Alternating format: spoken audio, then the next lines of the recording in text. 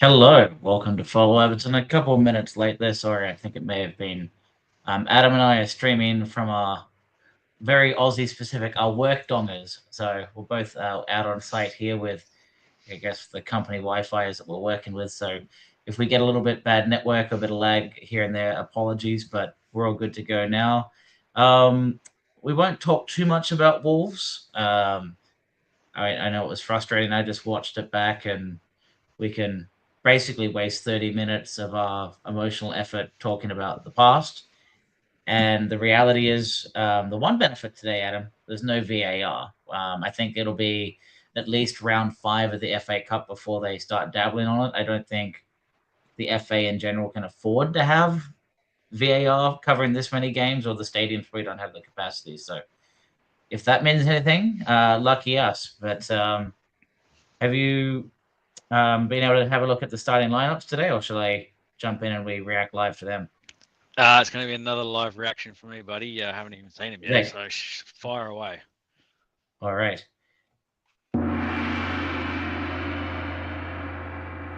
Getting your live reaction with a gong. All right. Let's see if we can get this. And let's put our faces to the left. So, in goals, we have Pickford. Then we have Patterson coming in at right back, which is probably no surprise to you, with the likes of Michael Keane out for three matches now.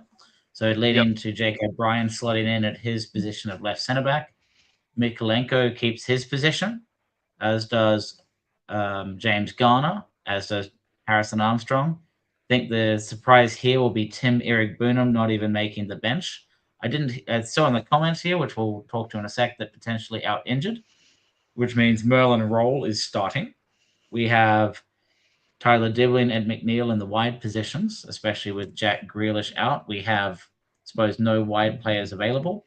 And we have Barry coming to the bench, probably getting a bit of a rest and giving Beto a starting opportunity. So the bench, we have Graham, Welsh, Campbell, Olewola, Bates, and Asnu.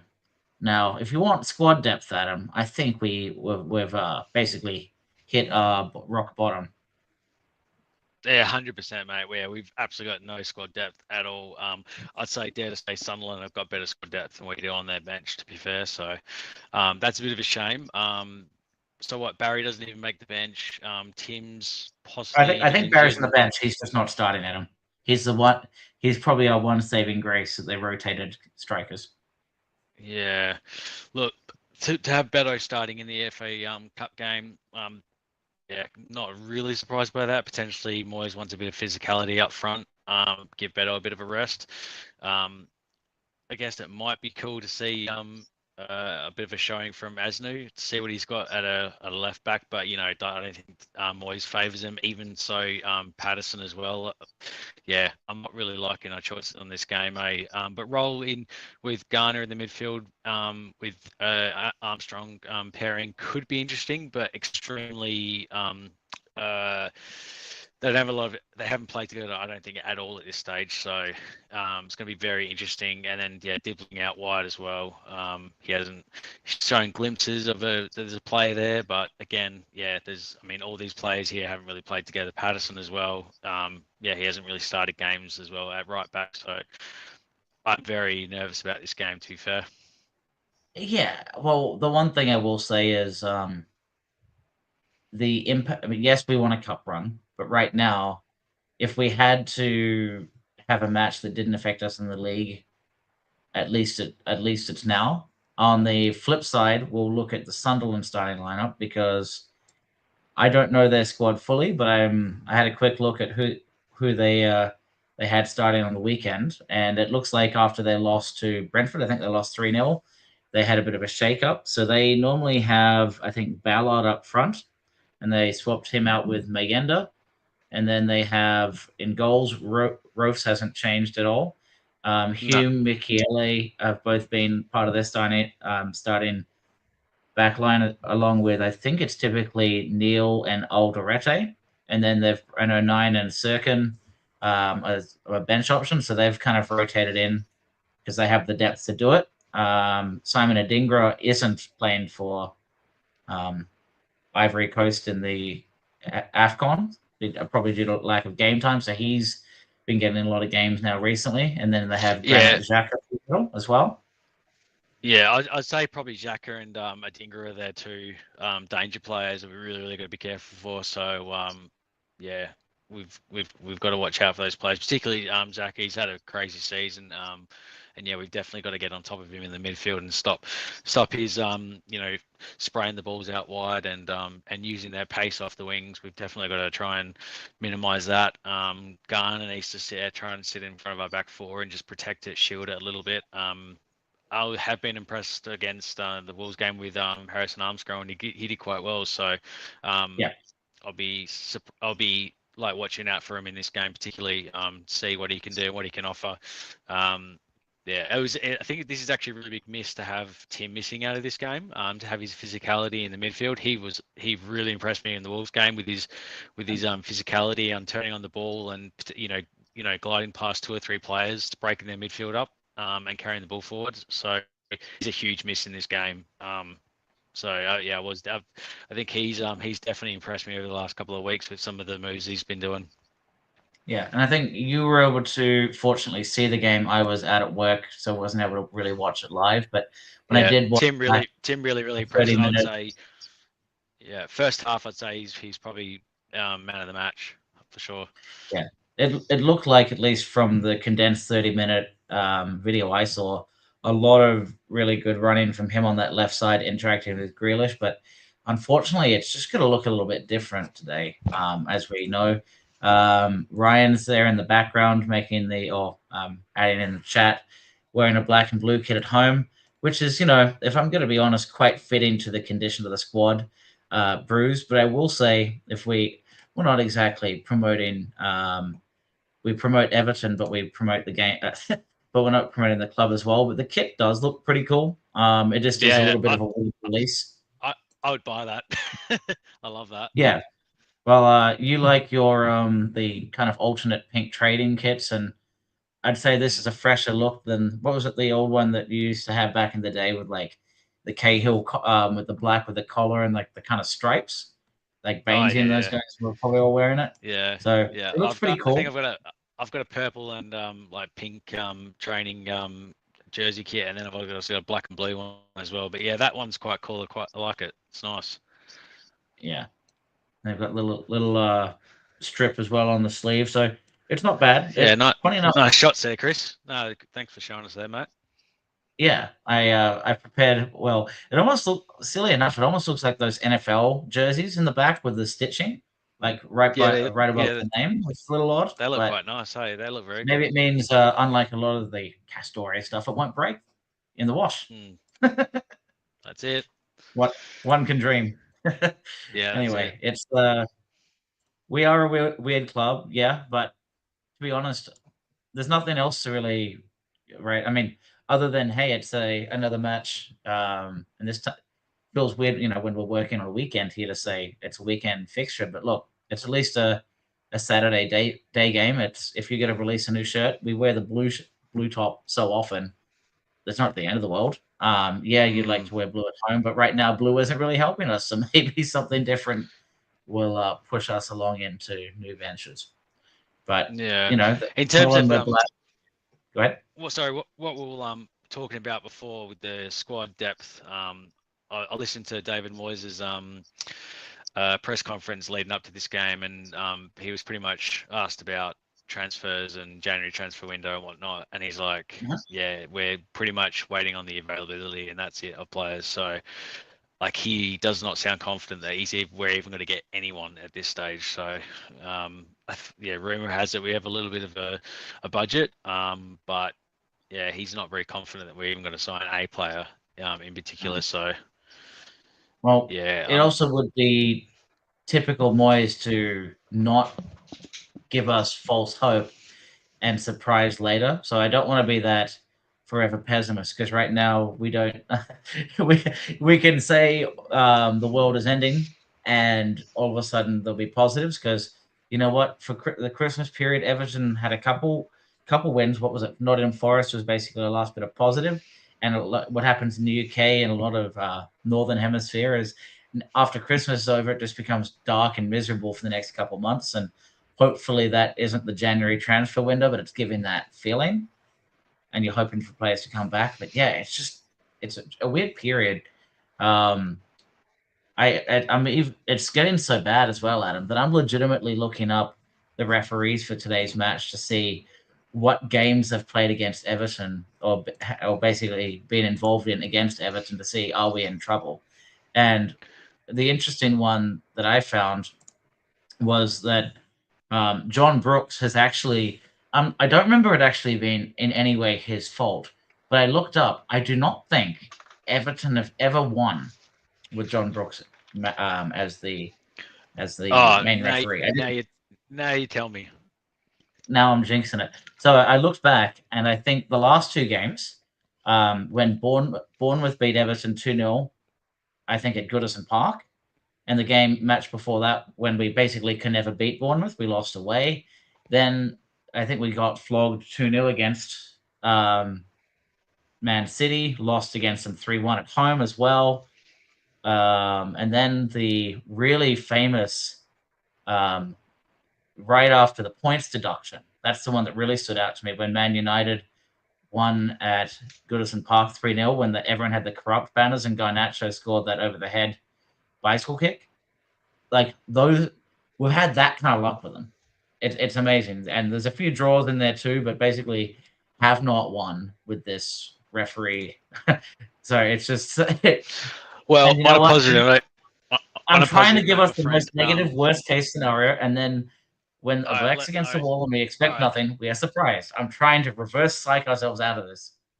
On a positive note, we have no VAR to interrupt us, so they can't hit the ref and go, "Hey, you should actually look at this." And it's not really that much, but yeah, give the guys 2 red cards and send them off. Yeah, because in this match, if it was without VAR, there was 10 versus. It was I guess it was 10 versus not 11, wasn't it? Because the Wang Hee Chang challenge, it looked like he slightly stumbled, but he definitely should have been off. So anyway, well, let's not get too excited about that. But Wezo is jumping in, and I think credit to Wes here because it's really easy to slag off refs, even if they do a good job, which I'm not saying we've been dealing with recently, of course. They're never being thanked, and I don't think he has an agenda against us. And Wezo, I guess welcome back. He was out in New York, of all places, so really good to hear from Dave, one of our our locals, our regulars of the channel. So maybe we'll get to see more of him on the pre-matches now that he's back in Liverpool with a better network.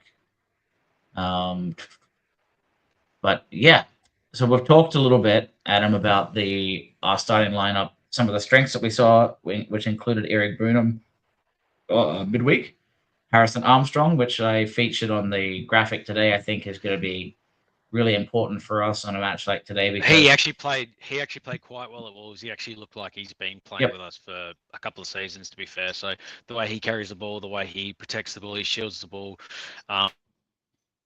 He's that box midfielder I think we've been shouting out for since the career left. So very Adam, excited to see him. It would be a really good opportunity. Adam, if we took you to a candy shop, you'd only get box-to-box midfielders. That's all you'd get. yeah, I like them. They do everything. Everyone. Oh, look who it is. Oh, we've got Mr. Wes in the house. How are we, boys? Oh, we're doing great. How you going, mate? I'm good, thanks. Is it raining? Was that clapping? No. Yeah, I gave you an applause sound effect for your appearance. But it has been raining up on site here. I've probably been in the worst storm I've been on site so far. We had a really bad dust storm, and it was psycho. Went for about 20-30 minutes. It was nuts. Oh, my heart fucking bleeds for you. Yeah. Whilst we're in -3 degrees here. Well, you know what we can't do is play a violin. Up here, so. Fucking, it's the smallest violin in the world. Yeah, it's hot as shit up here. It's sweating like I had a drum roll ready, but that's it. What do you think about the team news then, boys? We're in trouble. yeah, we're in trouble in a paper thin squad. I'm pretty sure if the three of us put our boots on, it would be all right. Yeah, I think just the strongest team he could have possibly gone with, I think, isn't it? Yeah. Maybe Barry over Beto, but yeah. Yeah. You know what I think as well, like like some of our under 21s, it'd be actually kind of cool to see. We haven't really seen anyone at this stage. It'd be really nice to see some boys get a bit of a run out and see what they've got, because at the moment we've seen no one essentially for this whole under 21 squad, have we? No, I'd love to see Braden Graham getting a few minutes on the pitch today. I think he's going to be a superstar, Braden Graham, but he might get a chance today. You know what I mean? You never know. Yeah. So have you seen much of him, or just heard?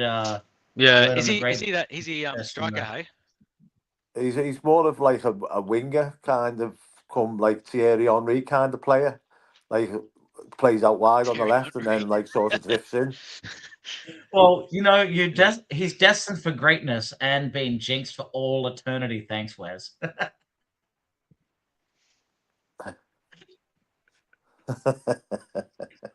I'm not saying he's as good as Thierry Henry, but I think he plays in that position and kind of drifts in. You know what I mean?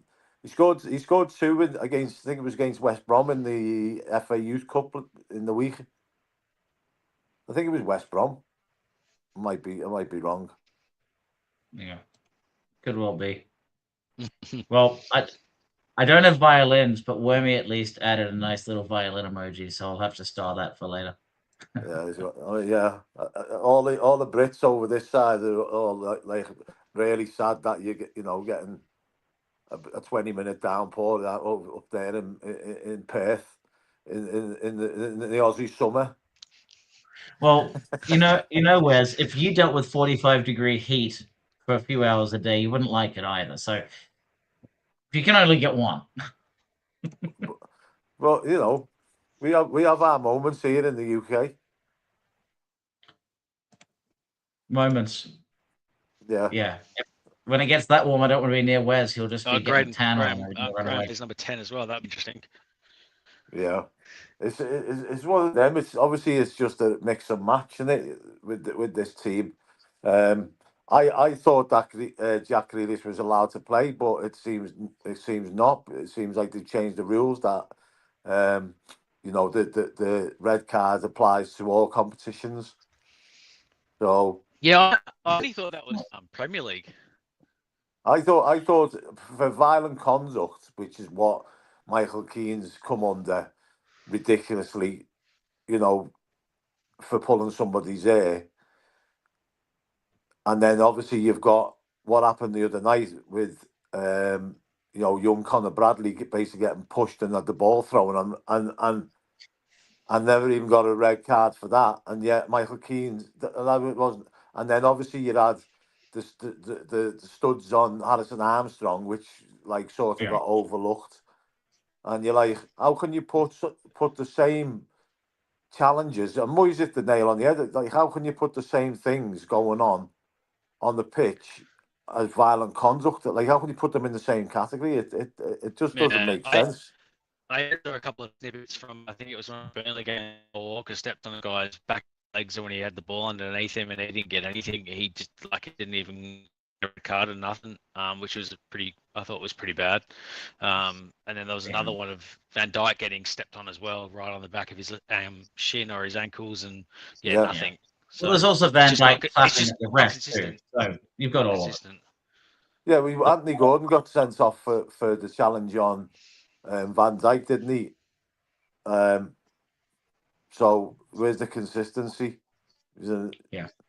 Well, I don't mind if Anthony Gordon gets red carded, to be honest, but I think the one unfortunate truth is there's certain challenges that are really easy for VAR to be sure that there was hair pulling.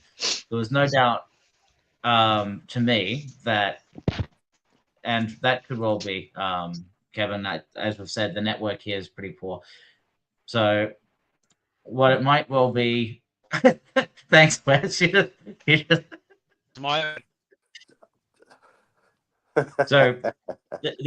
the truth is if you look on instant replay or slow-mo replay, there's no way if you say you're not allowed to pull hair. It's very obvious Michael Keane pulls hair. There's no ambiguity that he did it. So by letter of the law, even if it's a bad rule, it's obvious. When there's gray areas, the refereeing is not consistent. I don't like the rule, but if the rule's there, it's there. Okay, and we should do better. The problem is the inconsistent application that always seems to screw us over. That I'm just getting tired of. It's how like if the ref like give that a red card as something else rather than violent conduct, you know, I don't know what category you could put it under, but if he did categorise it in a different way, then you could understand it. But to put it down as violent conduct is like you can headbutt a player, break his nose, right, and it's violent conduct without a shadow of a doubt. You can dig somebody in the ribs, which Duncan Ferguson used to do regularly, and break the ribs, and it's classed as violent conduct. You can do what Cham did against Harrison Armstrong, and it's classed as violent conduct. But pulling somebody's ear, Jesus Christ, and by all accounts, right, from what I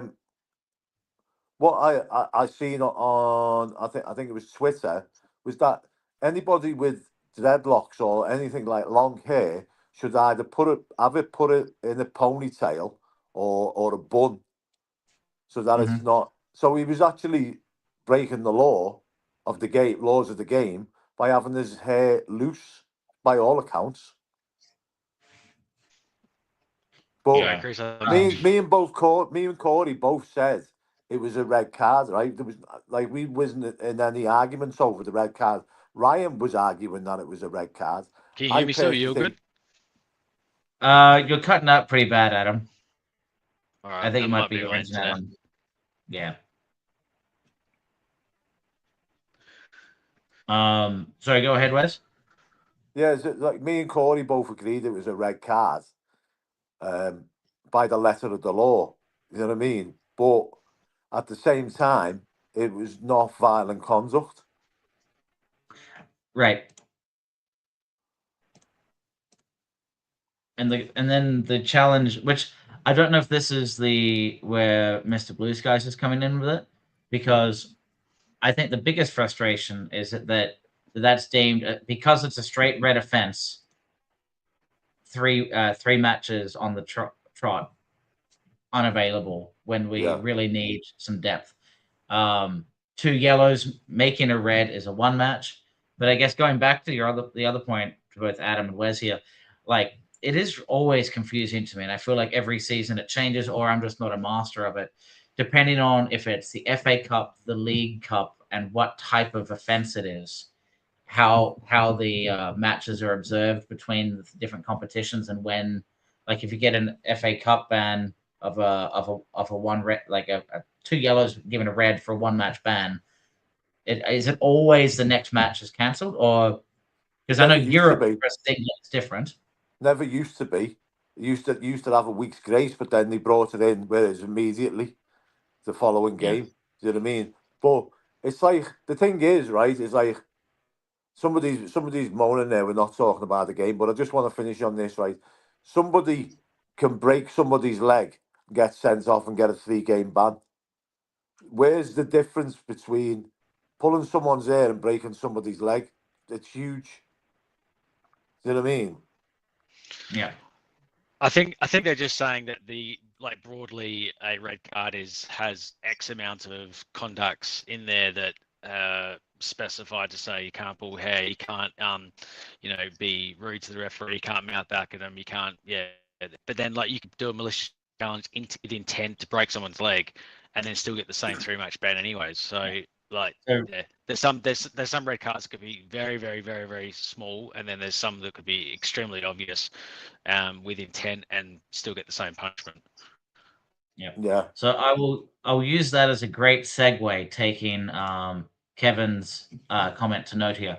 So with that, and it was their responsibility to not make such fouls.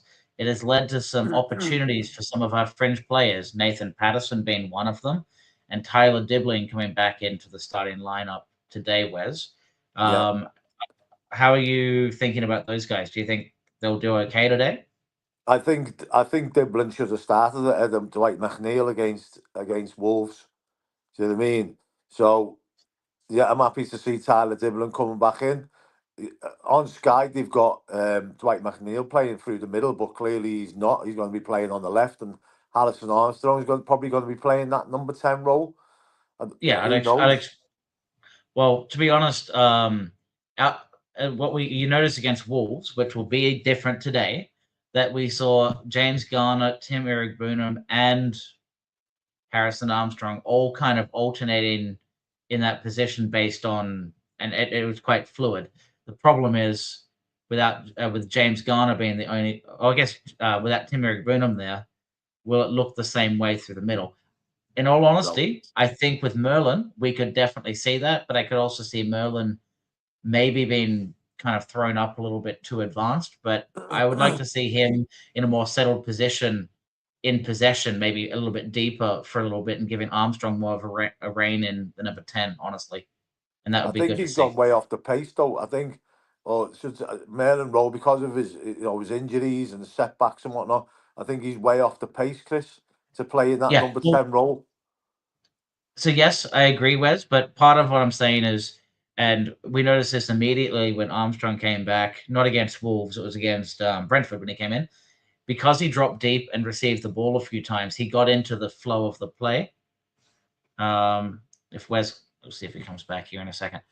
But basically, because he got about 6 easy passes and built up from the back, and James Garner went more advanced, very quickly what we got was a confident a Harrison Armstrong that was already confident coming back from Preston, comfortable on the ball and advancing forward. Now I don't know if Wes is going to come back here, and I need to end it because I've got a volume restriction here. Oh, Wes is back. All right, Wes, we'll cut out the first one of you. Looks like you got cold. So what I was just bringing up, Wes, and I've got to end here pretty soon due to my noise restriction that ended technically 2 minutes ago. But when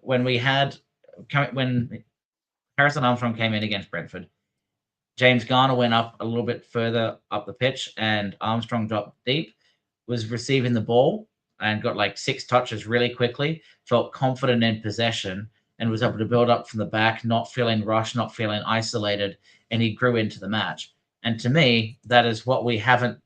I want to see that with Merlin, just a little bit of time on the ball, because when he does get it, he's chasing. He feels like the passes are a bit sloppy. He's not in sync with the players, but sometimes that's just passing, moving on the pitch, and trusting yourself in that moment. So it'd be really nice to see it, because Merlin does look off the pace. But is that because, as you're saying, if you're in the number 10, you have to really be getting the flow of the game, and he's more just pressing and being a body up there and basically acting as another lone striker? I'd rather see Merlin drop back for a bit and let, or even have 3 play back, and occasionally Garner wanders up when the opportunity arises, or Harrison Armstrong, because he's quite clever in those positions, trusts his right foot more than his left to kind of do an inverted cross or a little knock in, and it nearly worked a few times. Usually interacting with Jack on that left side, but I would prefer to see that. Maybe a flat back 3, and Merlin occasionally advances when we've got the ball up there, but otherwise it's Armstrong in that 10 position. Yeah, I think Armstrong did okay on Thursday. Can't even remember what day. Thursday, wasn't it? Was it Thursday? Thursday, yeah. I think he's done okay. Yeah, when he came on, he had some flashes of good skill and stuff like that. But I think he sort of like he fatigued a bit after about 60 minutes. And obviously Moyes didn't make the substitutions quick enough and get fresh legs on and whatnot. That could have influenced the game massively. But I think having Tim Eric-Boonham out today is massive for us, because I think since he got pulled against Newcastle, I think he's got better and better every game. and he was really driving the team forward. Yeah, I'll second that, against Wes. Wolves. I'll second that. Yeah, he was like 100% driving the team forward, which is what we used to Jimmy Garner seeing him doing. But I think Alison Armstrong's got that potential to turn around and do that role. I'm not sure well Merlin has. I think he might sit him back and have them in that sitting position with Jimmy Garner possibly, but who knows? Right. And as I'm saying, Wes, and I think we're seeing this with Moyes, those midfield three, when we're doing well, are all engaged at the same time, or like it isn't. They're not in fixed positions, and that makes it harder for the midfield of the opposition to pick them up. If you have a sort of a roving midfielder who picks up a spot in the back post and that no one knows who to mark, that's ideal, and the challenge, Tim Eric may give the ball away a lot, but he also, and that's one of these things, you have more time with that squad knowing how to win the ball, pass the ball, whatever. Merlin Roll, in some respects, he may not be winning the same types of tackles that Eric Burnham does. And Eric Burnham has an excellent slide tackle that reminds us of Onana, but the physicality Merlin brings is not a loss. And if he can get himself comfortable on the ball and just getting used to the flow of the matches with Everton, he may provide something different, and it isn't the end of the world. Our starting lineup, it's as weak as there's no squad depth. Patterson has done okay in his one time with us. There's always a scare on the back post, but he did okay. So our starting 11 is passable. The problem, if anything doesn't go right, we don't have a plan B. I like O'Brien coming to the middle. I think he's quite comfortable, and their goal against Wolves scored against us was because of the Tarkovsky kind of being out of position, but then O'Brien not being aware of covering that runner. So maybe having them both in the middle is more effective than the O'Brien Tarkovsky on that right side. So maybe it's a blessing in disguise for us. Adam? Yeah,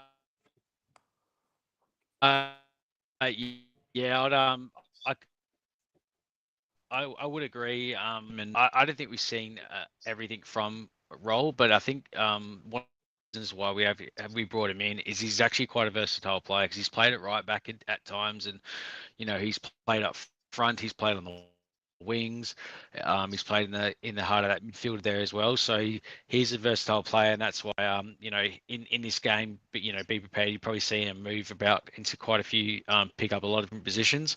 But yeah, like a few people were saying about Tim, he's been given the ball away a fair bit, and that is, it's like, it's a bit of a roulette sometimes with him when he gets the ball. Like he's like a flair player. Like he will actually take on a few people, try and use his physicality to get past them, but then they might stick in a foot, get the ball, and then turn over.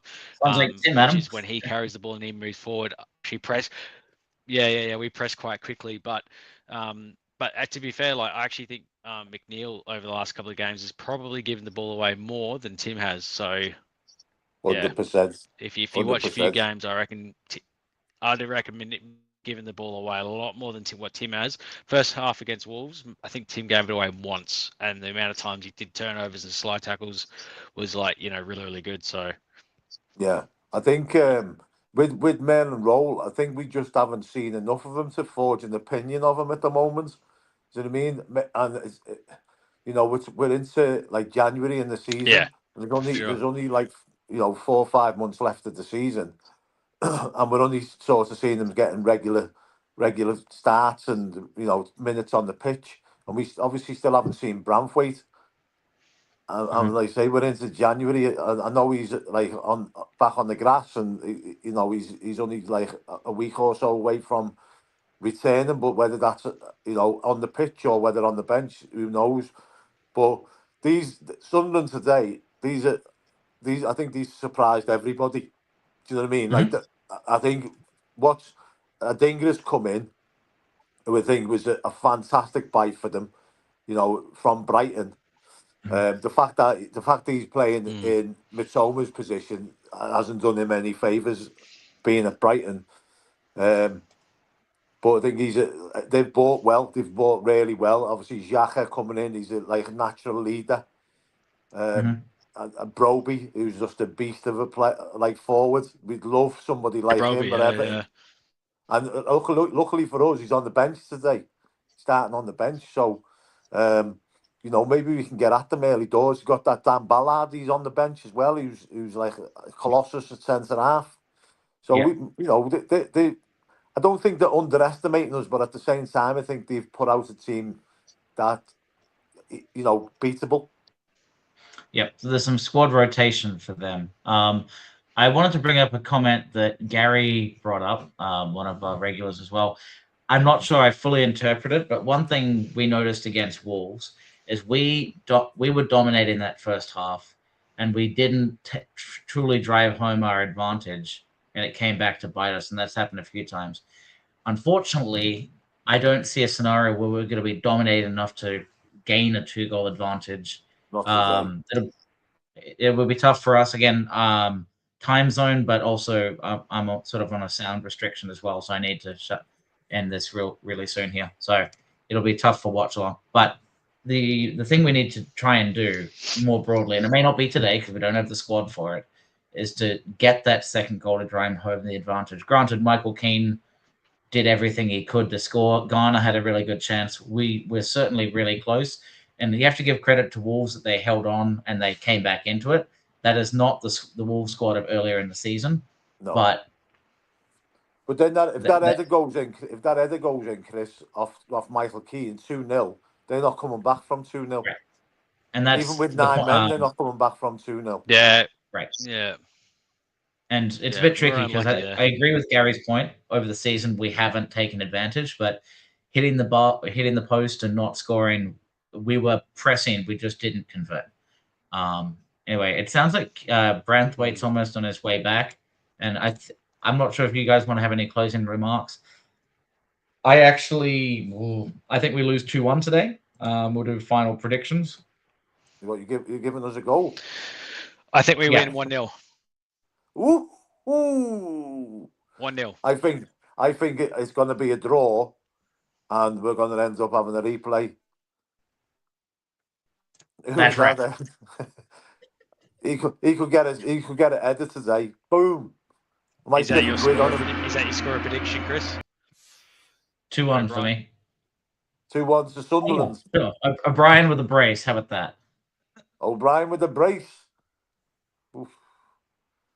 That's really not likely. I'm just talking wham now.